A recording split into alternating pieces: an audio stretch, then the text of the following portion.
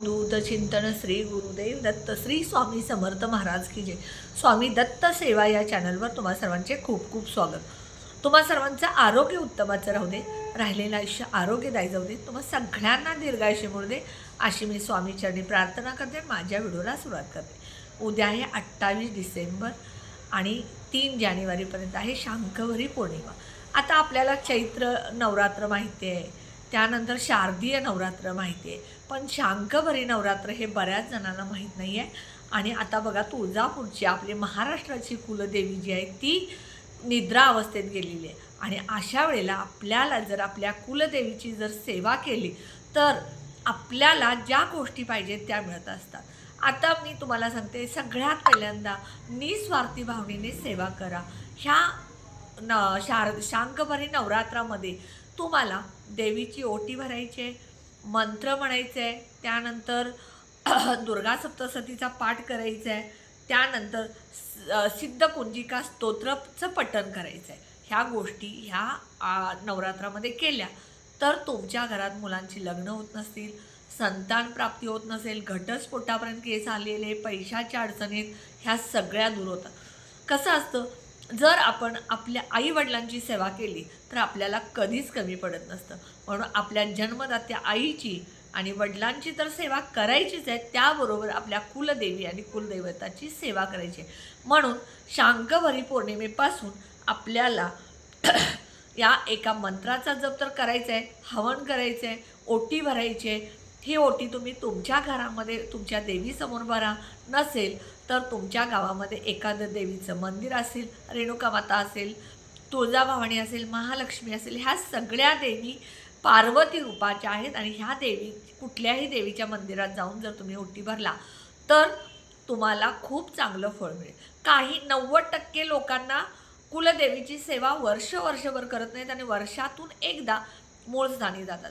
पण तुम्ही शक्य असेल तेवढी तुमच्या घरामध्ये जी कुलदेवी आहे तुमची, तिची फोटो टाक काय असेल त्याची पूजा करा, नामस्मरण करत जा, त्याचं फळ तुम्हाला नक्की मिळेल। आता बघा, तुम्हाला शक्य असेल तर तुमच्या कुलदेवीच्या मूळ स्थानी जाऊन तिथं ओटी भरायची आहे ह्या 28 डिसेंबर ते 3 जानेवारीपर्यंत। पण शक्य नसेल, नोकरी असेल, लहान मुलं असतील, अजून काय अडचणी असेल तर ओटी घरामध्ये भरा। आणि त्यानंतर ओटीचं जे साहित्य नारळ असेल तो फोडून तुम्ही प्रसाद करू शकता, कारण लगेच जाणं शक्य नसतं, मग तो नारळ सुकला जातो। म्हणून काय करायचं, नारळ आहे त्याचं तुम्ही प्रसाद करू शकता गोड। आता साडी जी आहे ती तुम्ही अशीच ठेवू शकता आणि ज्या वेळेला तुम्ही मूळ स्थानी जाल त्यावेळेला तिथे ती साडी अर्पण करू शकता। बाकीचं जे ओटीचं साहित्य आहे ते तुम्ही घरामध्ये किंवा मंदिरात तुम्ही देऊ शकता। देवीचं मंदिर असेल तर तिथं तुम्ही नक्की द्यायचं आहे। आता शांकवरी पौर्णिमा, तिला सत्याक्ष असेही म्हणतात। महादेवीचं रूप आहे, ती पोषण देणारी देवी आहे। हिंदू धर्मात दुर्गा म्हणून ओळखला जाणारी ही देवी आहे। आणि देवी भगवतीच्या शांकवरी रूपाला समर्पित असलेली ही नवरात्र आहे। आणि या नवरात्रीत अन्नदानाचा अन्नाची कमतरता पडू नये म्हणून आपण शांकवरी पौर्णिमा करत असतो। 60 भाज्या 60 कोशिंबिरीचा नैवेद्यसुद्धा आपल्याला ह्या नवरात्रमध्ये दाखवायचं आहे। सगळ्यात महत्त्वाचं, तुम्हाला शक्य असेल तर दररोज ह्या 7 दिवसात अक्षरशः तुम्हाला जर दुर्गा सप्तशतीचा पाठ केला तर कशाचीच कमी पडणार नाही, हा स्वतः अनुभव घ्या। आता माझीसुद्धा सेवा देवीची इच्छा असेल तर मी दुर्गा सप्तशतीचा पाठ ह्या 7 दिवसात करणार आहे। किती होतील, 1 झाला, 4 झाले, 7 झाले, तर देवीची जिथे इच्छा आहे तिथेच आपल्या हातून सेवा घडत असतात। हा माझा स्वतःचा अनुभव आहे। आपण कोणीही करणारे नसतो, करून घेणारे देवी देवता असतात। आणि म्हणून तुमची इच्छा प्रबळ असेल, तुमच्या मनात असेल तर देवीला प्रार्थना करा, तुमची इच्छा देवी नक्कीच पूर्ण करेल।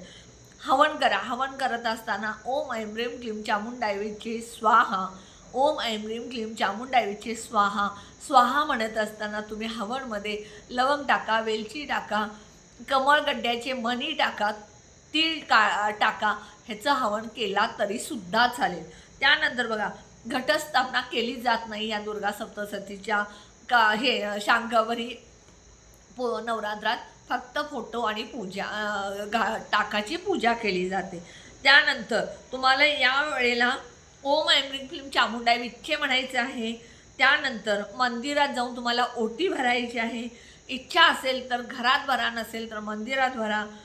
त्यानंतर शाकंभरी नवरात्रीच्या दिवशी तुम्हाला पौर्णिमे दिवशी हवन करायचं आहे, कुंकुमार्चन करायचं आहे. त्यानंतर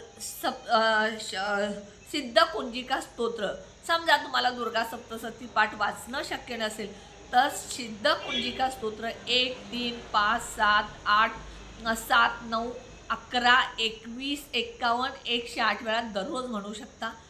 ते सुद्धा म्हटलं तर दुर्गा सप्तशतीचा पाठ केल्याचं पुण्य तुम्हाला मिळत असतं. ह्या कुठल्याही सेवा तुम्ही ह्या शाकंभरी पौर्णिमेपर्यंत करू शकता. जिथे तुम्ही कुलदेवीची सेवा करता, दैवताची सेवा करता, आई-वडिलांची सेवा करता, त्या घरामध्ये कधीच कशाची कमी पडत नाही. हा माझा स्वतःचा अनुभव आहे. वडील माझे लवकर गेले आणि माझ्या आईची म्हणजे मला वाटत होतं की 5-6 वर्ष तर अजून माझ्या आईनं असावं, पण मृत्यू हा आपल्या हातामध्ये नसतो. त्यामुळं माझ्या आईचं पण जाणं लवकर झालं आयुष्यातनं. त्यामुळं म्हणावी तेवढी सेवा माझ्याकडून आईची घडली नाही. आणि मी उठलं झोपताना, उठताना, बाहेर जाताना मी माझ्या आईवडिलांना आजही सांगते, आई मी जाऊन येते.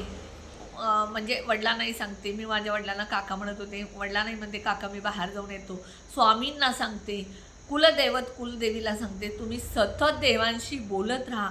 तुम्हाला ते सदैव तुमच्या सानिध्यात राहतील. तुमच्या सदैव त्यांच्या सानिध्यात घेतील आणि तुमचं आणि त्यांचं एकमेकाचं एकमेकाचं एकत्रीकरण झालं तर तुम्हाला त्यांचं चांगलं फळ मिळाल्याशिवाय राहणार नाही, इतकं आपल्याला भरभरून मिळत असतं. ह्या नवरात्रात शाकंभरी नवरात्र जे आहे ते उद्या 28 डिसेंबर ते 3 जानेवारीपर्यंत ह्या कालावधीत देवीची ओटी तर भरायचीच आहे, मंत्र म्हणायचा आहे, हवन करायचं आहे, कुंकुमार्चन करायचं आहे. त्यानंतर तुम्हाला ह्या नवरात्रामध्ये दुर्गा सप्तशतीचा पाठसुद्धा करायचा आहे. हे सगळ्या सेवा जर शक्य असतील तर करा. जेवढ्या शक्य आहेत ह्यातल्या तेवढ्या करा. काहीच शक्य नसेल तर ओम ऐं ह्रीं क्लीं चामुंडाय विच्चे 108 वेळा तरी हा मंत्र नक्की म्हणा. कुलदेवीचा आशीर्वाद मिळाल्याशिवाय राहणार नाही. आणि सगळ्यात महत्त्वाचं, जी कुलदेवी आहे तिचीच सेवा करा. कुलदेवी एक आहे आणि सेवा दुसऱ्या देवीची करत असाल तर आईची सोडून मावशीची सेवा केली तर तुम्हाला म्हणावं तेवढं फळ मिळत नाही. म्हणून नक्की सेवा कुलदेवी जाणून घ्या. कुलदेवी जाणून घेण्यासाठी तुम्हाला केंद्रामध्ये जा, तिथं तुमचं आडनाव सांगा, तुमची कुलदैवत नक्की माहीत होते. ह्या सेवा नक्की करा आणि देवीची जास्तीत जास्त उपासना शक्य असेल उपास करा, नसेल तर उपासना तरी करा. व्हिडिओला लाईक, शेअर, कमेंट करा आणि जे कोणी माझा व्हिडिओ नवीन बघत असेल त्यांनी प्लीज माझ्या व्हिडिओला सबस्क्राईब करायला विसरू नका. तुमच्या सगळ्यांच्या आयुष्यामध्ये ह्या शाकंभरी पौर्णिमेला तुमच्या अडचणी सगळ्या देवीनं दूर केलेत अशी प्रार्थना मॅनिफेस्टिंग करते. श्री स्वामी समर्थ.